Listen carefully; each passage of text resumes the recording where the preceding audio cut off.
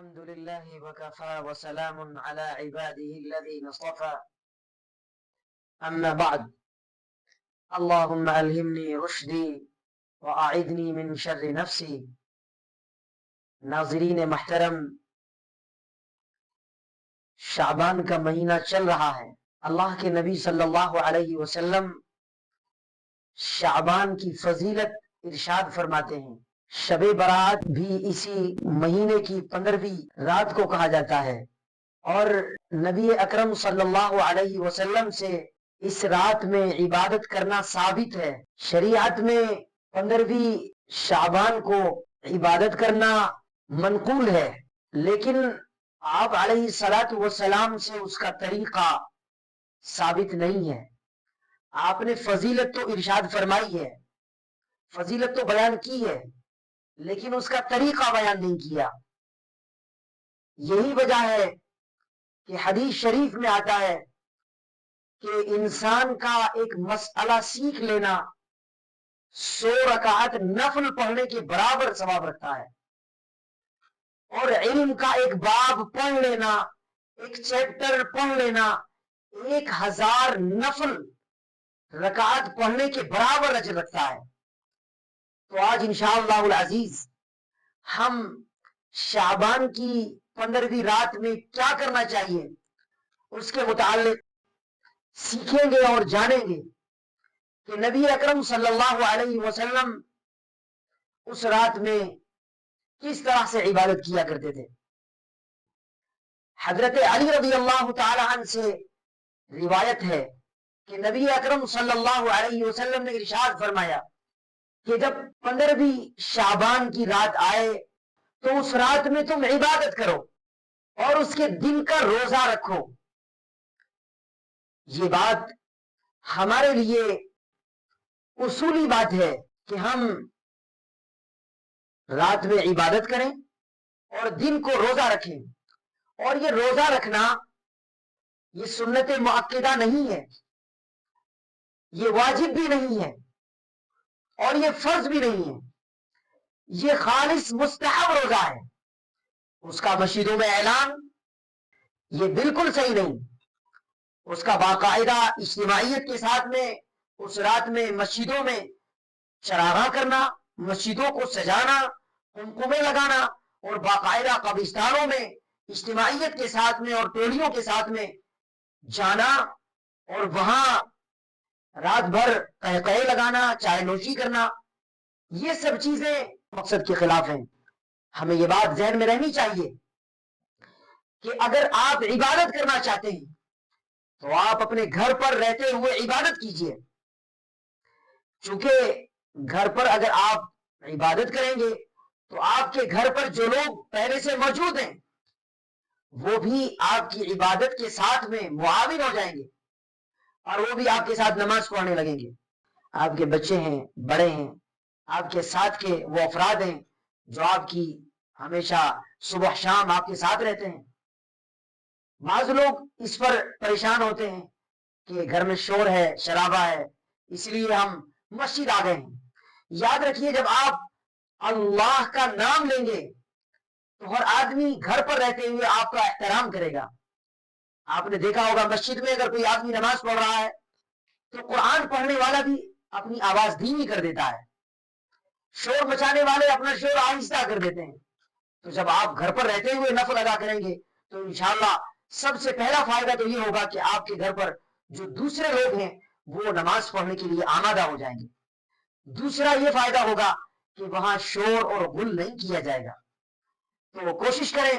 صحابہ کرام کا معمول بھی یہ تھا کہ اکثر نوافل اور سنتیں اپنے گھروں پر پڑھا کرتے تھے.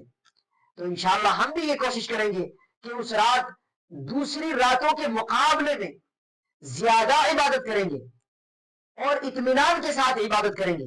عبادت کی راتوں کا جو ذکر آیا ہے اس میں یہ رات بھی ہے.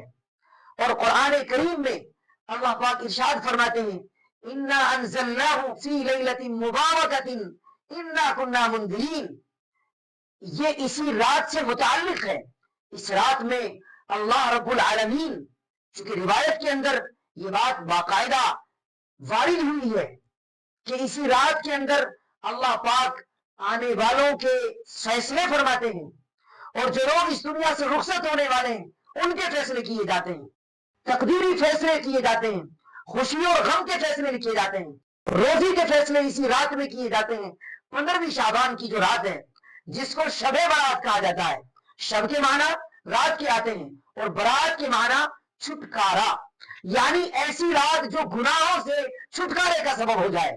تو انشاءاللہ ہم یہ کوشش کریں کہ اللہ کے سامنے اپنے آپ کو پیش فرمائیں اور اللہ کو راضی کریں، اور یہ کوشش کریں کہ اس رات میں اللہ رب العالمین کسی طریقے سے ہمارے گناہوں کو معاف فرما دے۔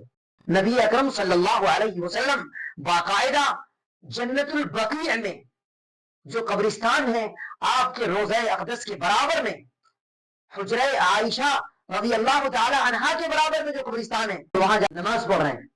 تو ہمیں بھی کوشش کرنی چاہیے کہ اس رات میں عبادت کریں، اس رات میں اللہ کا ذکر ہو، اس رات میں قرآن کریم کی تلاوت ہو، اور یہ مہینہ بھی قرآن کریم کی تلاوت کے اہتمام کا مہینہ ہے۔ جب ہم اس مہینے میں قرآن کریم کی تلاوت کا اہتمام کریں گے تو اللہ رب العالمین رمضان کے مہینے میں بھی قرآن کریم کی تلاوت کو آسان فرما دیں گے۔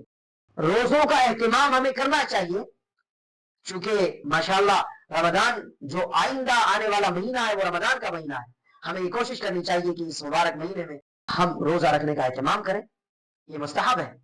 بہرحال ہمیں یہ کوشش کرنی چاہیے کہ اس مبارک رات کی قدر کریں، چونکہ اسی رات کے اندر اللہ رب العالمین نے قرآن کو نازل کیا ہے۔ علماء نے لکھا ہے کہ قرآن کریم کا نزول تو انا انزلناہ فی لیلۃ مبارکۃ انا کنا منذرین، اس آیت سے حضرات علماء کرام نے یہ بات نکالی ہے، اور علماء نے یہ صراحت کی ہے کہ قرآن کریم اس رات میں اترا ہے، لیکن صاف طور پر قرآن کریم کی دوسری آیت کے اندر انا انزلناہ فی لیلۃ القدر، کہ ہم نے قرآن کریم کو لیلۃ القدر میں نازل کیا ہے۔ اور لیلۃ القدر کب ہوتی ہے؟ وہ رمضان کی 27ویں تاریخ کو۔ تو یہ تو صاف طور پر لکھا ہے، اس کا جواب اور اس کو آپ اس انداز پر سمجھیے کہ رب العالمین نے قرآن کریم کو عرش پر نازل کیا، وہ رمضان کی 27ویں شب ہے، اور آسمان دنیا سے لوح محفوظ پر جب نازل کیا تو وہ شعبان کی 15ویں رات ہے۔ اور اسی طریقے سے پھر روئے زمین پر جب اللہ نے اس قرآن کو اتارا تو وہ 23 سال کی مدت میں اتارا ہے۔ تو ایک روایت کے اعتبار سے چونکہ قرآن کریم کا نزول 3 طرح سے ہے، دوسرا جو نزول ہے وہ 15ویں شعبان ہے۔ بہرحال اللہ رب العالمین نے اس رات کو فضیلت والا بنایا ہے۔ شعب الایمان کے اندر یہ حدیث موجود ہے کہ نبی اکرم صلی اللہ علیہ وسلم ارشاد فرماتے ہیں کہ حضرت جبرائیل علیہ السلام میرے پاس تشریف لائے اور فرمایا کہ آج 15ویں شعبان ہے، آج کی رات میں اللہ رب العالمین بنی کلب کی بکریوں کے بالوں کے برابر لوگوں کو معاف فرمائیں گے اور ان کے گناہوں کو بخش دیں گے، لیکن 6 آدمی ایسے ہیں جن کو اس رات میں معاف نہیں کیا جائے گا۔ فرمایا کہ سب سے پہلا آدمی وہ ہے کہ جو اللہ کے ساتھ کسی کو شریک ٹھہرائے، دوسرا وہ انسان ہے کہ جو کینہ رکھے، اپنے دل کے اندر، اپنے سینے کے اندر لوگوں سے حسد کرتا ہو، تیسرا وہ آدمی ہے جس کو اس رات میں معاف نہیں کیا جائے گا کہ جو اپنے رشتہ داروں سے تعلقات کو ختم کر دے، اس کو آج کی رات معاف نہیں کیا جائے گا۔ چوتھا وہ شخص ہے کہ جو والدین کی نافرمانی کرتا ہے۔ اللہ کے نبی صلی اللہ علیہ وسلم ارشاد فرماتے ہیں کہ حضرت جبرائیل نے فرمایا کہ 5واں وہ شخص ہے کہ جس کے پائجامے یا پینٹ وغیرہ ٹخنوں سے نیچے رہے گی، اللہ پاک اس کو بھی معاف نہیں فرمائیں گے۔ یہ بات ذہن میں رہے کہ یہ چیزیں مردوں کے لیے ہیں، یہ حکم مردوں کے لیے ہے۔ آج کل ہمارے یہاں عورتیں بھی ٹخنوں سے اوپر رکھ رہی ہیں پائجامے، شلوار بھی ٹخنوں سے اوپر۔ حال یہ ہو گیا ہے کہ جو حکم مردوں کے لیے تھا उस हुक्म पर औरतें अमल कर रही हैं, और जो औरतों के लिए था वो मर्द कर रहे हैं। औरतों के लिए हुक्म ये था शरीयत इस्लामिया का कि औरतें अपने टखनों को छुपाए रखें, अपनी शलवारों को, पाइचों को बिल्कुल पैरों से मिलाए रखें, और मर्दों के लिए हुक्म यह था कि अपने टखनों को खुला रखें। लेकिन आज औरतों ने अपने टखनों को खोलना शुरू कर दिया है और मर्दों ने ढकना शुरू कर दिया है। छठा आदमी वो है जो शराब नोशी का आदी हो, शराब पीने का आदी हो, मुसलसल वो शराब पी रहा है। ऐसे शख्स को 15वीं शाबान में माफ नहीं किया जाएगा।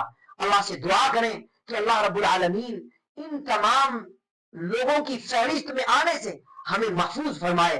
चूंकि याद रखिए, सबसे पहले जो इरशाद फरमाया कि अल्लाह के साथ किसी को शरीक ठहराना, अल्लाह रब्बुल आलमीन सब कुछ बर्दाश्त करते हैं, लेकिन अल्लाह के साथ में किसी को शरीक ठहराया जाए, ये अल्लाह को बर्दाश्त नहीं है।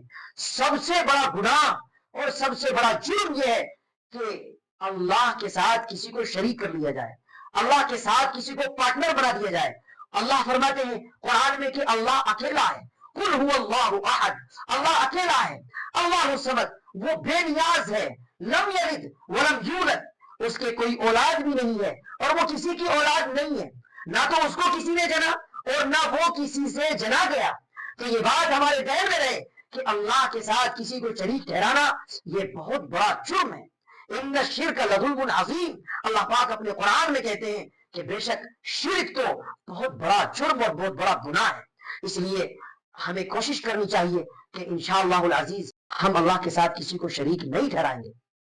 दूसरा जो इरशाद फरमाया कि वो शख्स कि जो कीना रखता हो, अपने दिल में बुग़्ज़ रखे किसी इंसान के लिए, अपने मुसलमान भाई के लिए, तो इंशाअल्लाह हम इन चीजों से अपने आप को बचाए रखेंगे और अपने टखनों को खुला रखेंगे, अपने पायजामा या पैंट वगैरह से, और इसी तरीके से दूसरी बुराइयों को भी अपने से दूर रखेंगे और इंशाअल्लाह इस रात की कदर करेंगे। अल्लाह से दुआ है कि रब्बुल आलमीन हम सबको इस रात की कदर की तौफीक अता फरमाए और इस रात में अल्लाह से अपने ताल्लुक को और अपने रिश्ते को मजबूत करने की तौफीक अता फरमाए। जज़ाकुमुल्लाहु तआला खैरन।